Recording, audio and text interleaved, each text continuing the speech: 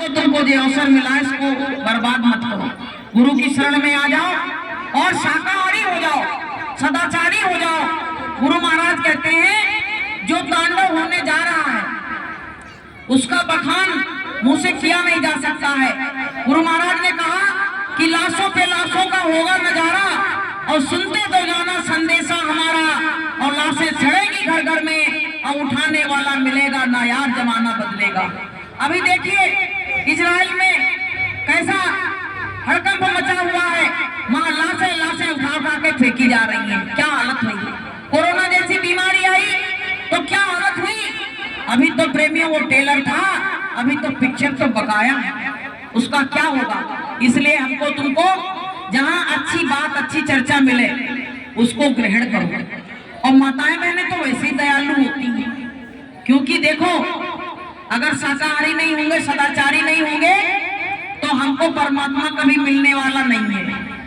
कि सारे दुनिया के नर नारी शाकाहारी हो जाना। गालो सब लोग, सारे दुनिया के नर नारी शाकाहारी हो जाना, शाकाहारी हो जाना, सदाचारी हो जाना। सारे दुनिया के नर नारी शाकाहारी हो जाना। जिन जीवों को मार रहे हो बदला मांग रहे हैं, जिन जीवों को मार रहे हो बदला मांग रहे हैं।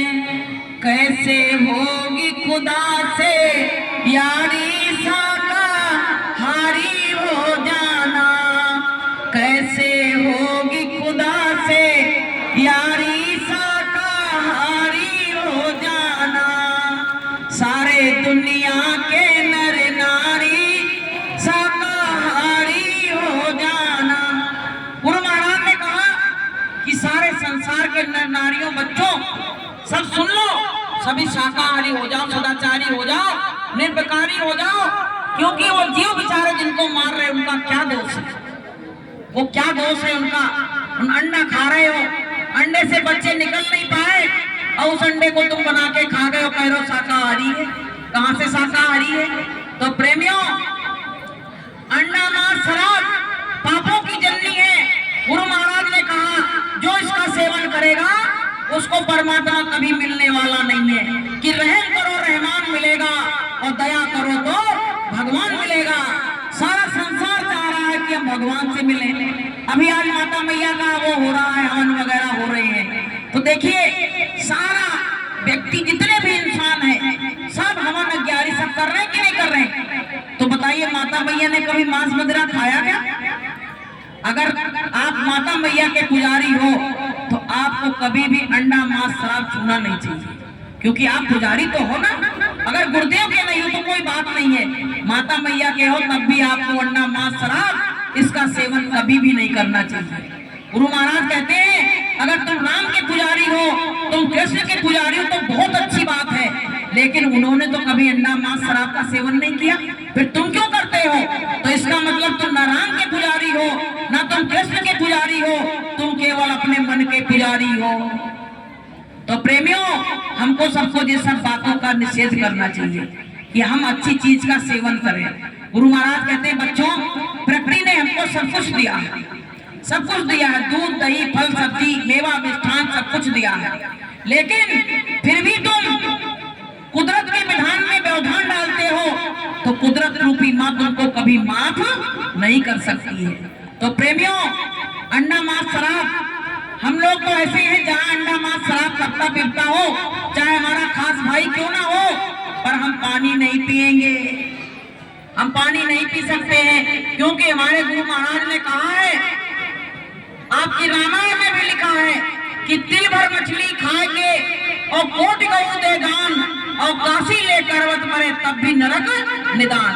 बताइए तिल भर मछली का इतना बड़ा परिणाम मिलेगा, और जो रोज रोज ले आते हैं एक एक कुंटल और खा रहे हैं उनका क्या हाल होगा।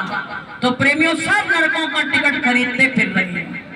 जितने अंडा खा रहे हो समझ ले उतने टिकट तुम्हारे लिए कंप्लीट रखे हैं। वहां ले जाओगे तो सीधे कहोगे ले जाओ नरक में और डालो जाके, इसकी कोई सुनवाई होने वाली नहीं है। तो प्रेमियों, नरक अच्छी चीज है क्या?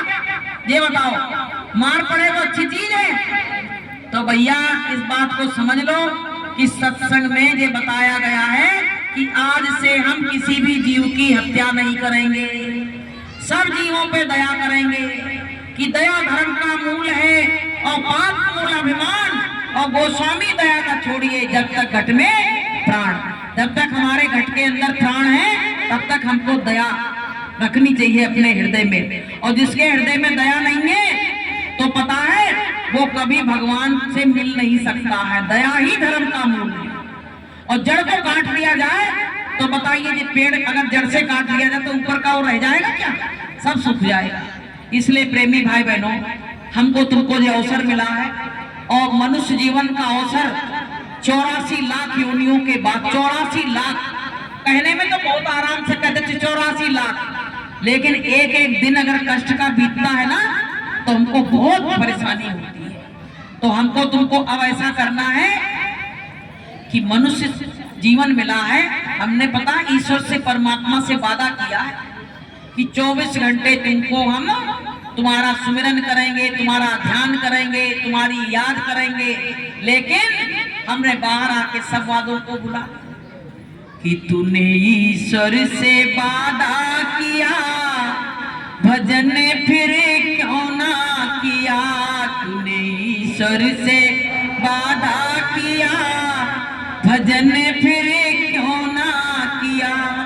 तुम उस परमात्मा से वादा करके आए भजन का, और यहाँ 1 मिनट भी, आधा घंटा भी देना मुश्किल है।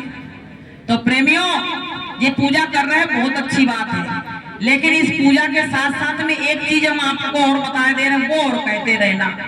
तो यही पूजा तुमको लाके एक दिन गुरुदेव के चरणों में पटक दी। कौन सी बात? जब वहां जाओ माता के मंदिर में तो ये कहो कि मेरा जैसे उद्धार हो जाए, मेरा जन्म मरण मिट जाए, ऐसी जगह माता मैया मुझको भेज दो। ये कहो कि माता मैया हमको ऐसी जगह भेज दो जो मेरे जन्म मरण का बंधन काट सके। तो पता है उस माता की दया हो जाएगी, वो लाके गुरुदेव के चरणों में आपको डाल देंगे और गुरुदेव के चरणों में आके आपका आवागमन से छुटकारा हो जाएगा, आपका आवागमन मिट जाएगा। तो प्रेमियों, अगर हम चाहें संसार से मुक्त हो जाएं, मुक्त नहीं हो सकती बिना गुरु के, हम संसार से मुक्त नहीं होते। राम भगवान आए, कृष्ण भगवान आए, तो बताइए उन्होंने गुरु बनाया कि नहीं बनाया है? कि राम कृष्ण से को बड़ो और तिन्हों ने गुरु कीन, और 3 लोक के नायिका और गुरु आगे आधीन। बताइए, भगवान ने भी अपने गुरु को हमेशा इज्जत दी और उनको उनके मर्जी के बिना कोई कार्य नहीं किया। तो हम लोग तो मनुष्य, जब भगवान ने ये कार्य किया तो हमको भी करना चाहिए। तो प्रेमियों, गुरु कैसा होना चाहिए? कनफूका गुरु नहीं होना चाहिए। पता है आजकल तो गली गली में गुरु फिर रहे हैं। गुरु पूर्णिमा आती है तो तमाम गुरु आ जाते हैं, कहते गुरु दक्षिणा ले लो और जो कुछ वो दान दक्षिणा हमको दे जाओ। कि गली गली गुरु आ फिरे और कंठी माला ले, और स्वर्ग जाओ चाहे नरक जाओ हमें दक्षिणा देओ। तो भैया ऐसे गुरु की जरूरत नहीं है कि गुरु वही जो शब्द स्नेही और शब्द बिना दूसर नहीं थे कोई। बिना जो शब्द स्नेही गुरु वो जो शब्द से प्यार करता है, शब्द ही हमको बताएगा। ऐसे गुरु से प्रेम करने की जरूरत है। तो कहा गया कि कन फूका गुरु हद का, कान में गुरु आके फूक देते हैं, कहते हमने एक नाम का तुमको गुरुदक्षिणा दे दी, अब किसी से बताना नहीं, यही करती रहना। तमाम माता बहनें मेरे पास आती हैं, कहती बहन जी हमारे गुरु ने कान में एक बात बता दी, हम वही करते हैं, हमें कुछ हो ही नहीं रहा, क्या करें? तो हमने कही देखो तुम्हारे गुरु ने बताया अच्छी बात है, अब गुरु से जब पूछो कि आगे को तो गाड़ी बढ़ ही नहीं रही है, वही कोई खड़ी है, तो कैसे काम चलेगा? तो कहते नहीं कि जब तक गुरु मिले नहीं साचा, और तब तक गुरु करो 10 पाँचा। जब तक सही गुरु नहीं मिले तब तक गुरु बदलने में कोई वो नहीं है कि हमको दोष लग जाएगा, ये हो जाएगा, वो हो जाएगा। जब ठोर ठिकाने का गुरु मिल जाए तभी चैन लेना, वरना चैन मत लेना। कि बेहद का जब गुरु मिले तब लगे ठिकाना ठोर।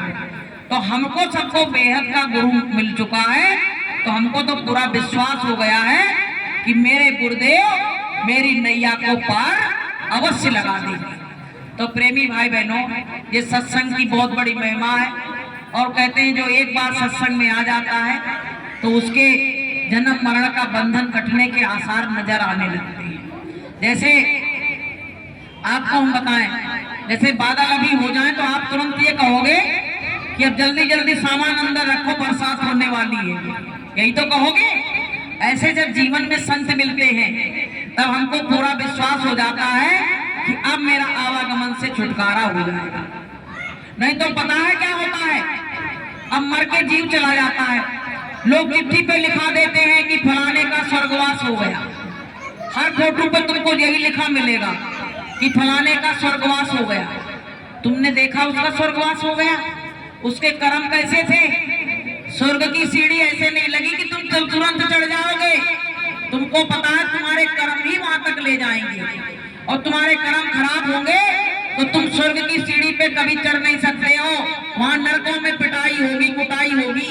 तो प्रेमियों, हमारे कर्म ही हमको। एक बार क्या हुआ पता है, एक पंडित जी काशी से पढ़ाई करके आए, तो एक के यहाँ रुक गए, तो उसके पास में ही मरघट था। तो वो क्या करती थी, खाना बनाए और बच्चों से कहे, जैसे कोई डम डम ढोल बजने लगे तो अपने बच्चों से क्या कहती थी कि बेटा देख के आना स्वर्ग जा रहा कि नरक जा रहा। अब बच्चा जाए वो तुरंत बता दे आगे, कहे मम्मी वो तो नरक गया। अब वो पंडित जी कह रहे काशी में पढ़े, सब कुछ हुआ, आज तक ये बात हमें पता नहीं पड़ी, ये घर की गृहिणी ये जानती। तब पंडित जी जब जाने लगे तो पंडित जी वो दक्षिणा देने लगी। तो बोले पंडित जी बोले नहीं, दक्षिणा अपनी बगल में धर लो। काहे को? बोले तुमसे एक बात हम पूछना चाह रहे हैं, तुम ये कैसे जान जाते हो ये स्वर्ग गया कि नरक गया? ये बात हमें चोरी से बता दो, क्योंकि हम तो बहुत बड़े पंडित बन चुके हैं। न कोई देख लेगा सुन लेगा तो कहेगा जब काशी से पढ़ के आए और इनको इतना ज्ञान नहीं है। तो बोली पंडित जी तुम जरा सी बात नहीं समझ पा रहे। बोले जिसके पीछे लोग रोते हुए चले जाते हैं, बड़ी भीड़ जाती है, वो समझ लेना स्वर्ग को गया। उसने अच्छे कर्म किए, इस संसार में सबका साथ दिया, परमात्मा की शरण में गया, तो लोग उसकी विदाई के समय रोते रहते हैं, दूर दूर तक जाते हैं। और बोले जिसके साथ दो चार और है, पुड़िया मुड़िया खाते रास्ते में बीड़ी पीते जा रहे, तो उनका समझ लो कि वो तो सीधे ही नरक हो गया, उसका कोई रोने वाला संसार में नहीं है। बोलिए प्रेम से। तो ये बताओ कैसी विदाई चाहते हो? कैसी विदाई हो? ऐसी विदाई हो कि रोज लोग कम से कम 13 दिन तक तो रोएं, 13 दिन तक तो मेरी याद करें। और ऐसी विदाई ना हो कि तुरंत वहां जल भी नहीं पाए, तब तक तो यहाँ काम शुरू हो गया। तो ऐसी करनी कर चलो कि जग रोए हम हंसे। तो प्रेमियों ऐसा काम करके कब जाओगे? जब संत की शरण में आ जाओगे कि चलो गुरु की शरणिया, दुनिया से नाता तोड़ के, चलो गुरु की शरणिया, दुनिया से नाता तोड़ के। जो नहीं भजता सत्य नाम और संत शरण ना आवे, जो नहीं भजता सत्य नाम और संत शरण ना आवे, काम बिगाड़े अपना और घोर नरक में जावे। जग से जाएगा अकेला, माता पिता से नाता तोड़ के, चलो गुरु की शरणिया, दुनिया से नाता तोड़ के। जब संसार से नाता टूटता है तब जीव का नाता परमात्मा से जुड़ता है। जब तक तुम्हारे निगाह में, तुम्हारे हृदय में संसार बसा है, तब तक परमात्मा से तुम्हारा मिलन हो नहीं सकता, क्योंकि एक म्यान में दो तलवारें कभी नहीं रहेंगी। जब देखो मीरा को बैराग हो गया तो उनको संसार बेकार लगने लगा और परमात्मा अच्छा लगने लगा, तो सारे रिश्ते अपने आप टूटते चले गए।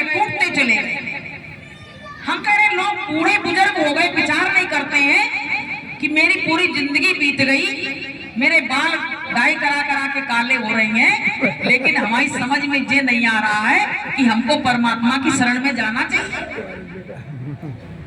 अब बताइए, तो बड़े भाग्य से हमको ये हमारे विचार अंदर से उठते हैं। प्रेमियों, वो काल जो है अल्टीमेटम देता रहता है, जैसे इंडिकेटर जला देते हैं वो लाइट वाला कि भैया हमारी गाड़ी वहां खड़ी है, कहते इंडिकेटर जला दो जिससे संकेत हो जाए। ऐसे वो काल संकेत देता है। जैसे एक व्यक्ति ने काल से दोस्ती कर ली, कहने लगा सबको मारना पर हमें मत मारना। उसने कहा ऐसा नियम नहीं है। बोले दोस्ती भले कर ली है, लेकिन जो सबके लिए नियम फॉलो होगा वो तुम्हारे लिए भी होगा। बोले अच्छा, तो बोले दोस्त के नाते ऐसा कर देना कि एक आध चिट्ठी तो डाल देना जब मौत का समय आए कि भैया इतने दिन रह गए हैं। तो बोला चिट्ठी, लिखा पढ़ी वाली चिट्ठी तो नहीं डालेंगे, पर संकेत कर देंगे। बोले कैसे संकेत?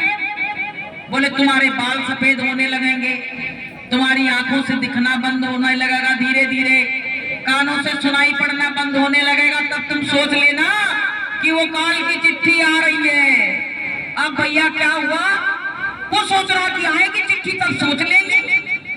अब वो चिट्ठी का है, उसने तो भैया बाल सफेद कर दिए, कानों से आवाज नहीं आए, पहले मशीन लगा ली, आंखों से दिखाई पड़ना नहीं कम हो गया तो चश्मा लगा लिया।